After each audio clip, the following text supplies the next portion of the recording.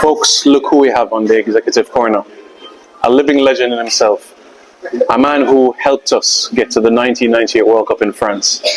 A man who played a significant part in our footballing development. None other than Fitzroy Simpson.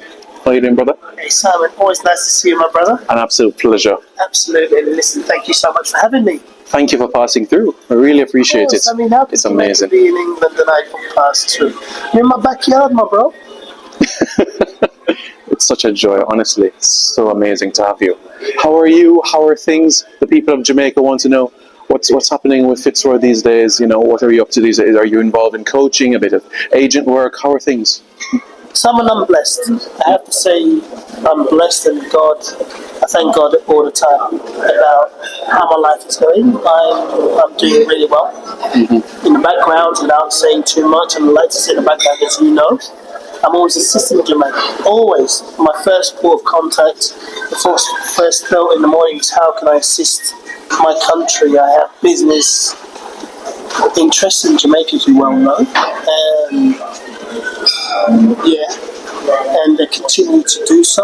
I continue to support my team, which is Jamaica and the Reggae Boys. And I will give everything I possibly can until God takes me to get us to where we want to be and where we should be, boys and girls. That's what I've dedicated my life to assisting, and you know, Simon, which I don't really say too much about. Trying to put Jamaica on the platform on the stage that it should be. And I believe that. I mean, I have no greater pleasure than doing that. And it's been done, which we don't document or really say too much about.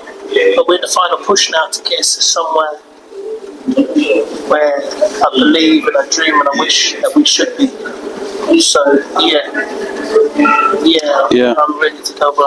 Okay. Yeah, I'm going to be honest with you. Like growing up, I remember watching that documentary of you when they were capturing the 90 campaign just after the qualifiers, coming into your house, and the joy you experience about representing Jamaica, what it means to you.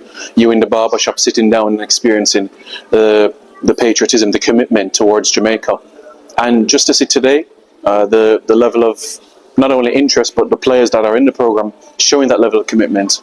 You know, it just goes to show the great example that you would have set, and those are to follow as well. So, you know, we thank you for that example, and long may that continue as well into the future with all the players. I thank you, Simon, for that, because I mean, I'm more than passionate about this. As I said, I dedicated myself to this.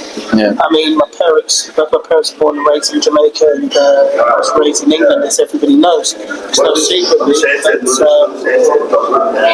to be loyal, my loyalty is to Jamaica and doing the best I can do. Because look, when I arrived to Jamaica, I was thought of as a good player. Yeah. I learned my football in Jamaica from my colleagues and teammates. Yeah. They showed me a commitment of brotherhood, loyalty to each other, loyalty to the cause. The diaspora, Jamaica is Jamaica, but the diaspora is crying out for us, and I've always tried to embrace that we are, okay, I'm not born and raised in Jamaica, but I'm here, and we're all here, and we all support the same thing. And now it comes at this critical point in our growth, boys and girls. Of course I'm going to give everything. I will give everything. If I have to pick up arms, I'm picking up arms for Jamaica. You know this, son. You know, I like to go under the radar sometimes. Sometimes doing is more than talking. You understand? And absolutely. You know what I'm doing. Absolutely. The kit that they're wearing, I'm doing. The sponsorship that we brought, I'm doing. Along with my teammates and colleagues and work business partners that we're doing. And right now, I need to get us where we have to go, Simon. This, for me, in the next 6, 7, 8 months, is everything that I pray for. We get through this, we get to the World Cup, and I'm telling you, tears of joy will flow from my eyes. You know this. It's bigger than me. It's our future. That That's all I care about.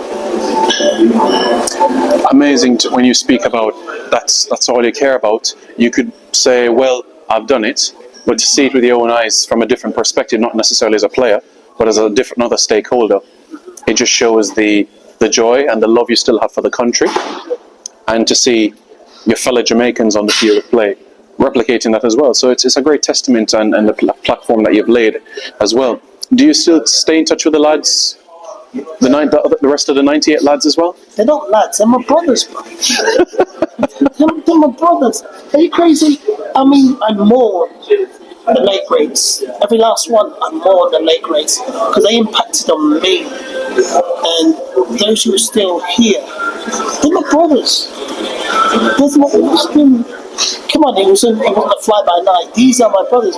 Baby, Pepe, Papa, all of them, man. They're my brothers. How can I lose my brother? You're mad. It's impossible. It's too much. It's too big. This is a bigger story than me. It's a bigger story that you can tell. I just want this new generation to feel the way I feel about this. But you better know. How I don't know. I mean, even past Federation members, the great Mr. Horace Reed, to me, we speak all the time. Yeah. If I could reach out to Captain Burrell right now and say, listen, look at our sons. Let's get them over. Like, the impact it made on me, Simon, and you're a young man for me. I remember, I don't want to embarrass you. No, it's you when you're very small, no bigger than that. And we took a picture, and we took it. I have it in my heart. And now you're the man you are, and I'm respecting what you are and who you are and what you're doing to shed light on this. But this, for me, the next 10 months is the most important for our country. yeah. To re-establish ourselves where we should be for the future generation. Don't drop the catch. Let's move it and elevate it forward. For me, if we qualify again, When that will fulfill everything for me. It's almost like, thank you, Jesus. Yeah. A message to Coach Steve McLaren and the technical staff. Believe in us. If you don't believe it, I've seen the stadium, I've seen the country shake like they thought it was an earthquake. Yeah. But just believe in us. We will get there. The fans will never, our people will never delay it, be part from us. Just believe, and I just want the guys to just embrace it and what we're going to put Jamaica first. I beg you. That's all I have. Beg you. Come out in numbers, do whatever you got to do. I'm going to be there. I can. You have to be there. Thank you, brother. Someone love you, bro. Appreciate it. Folks, that's Executive Corner. Stay tuned for more. Thank you so much. Thank you.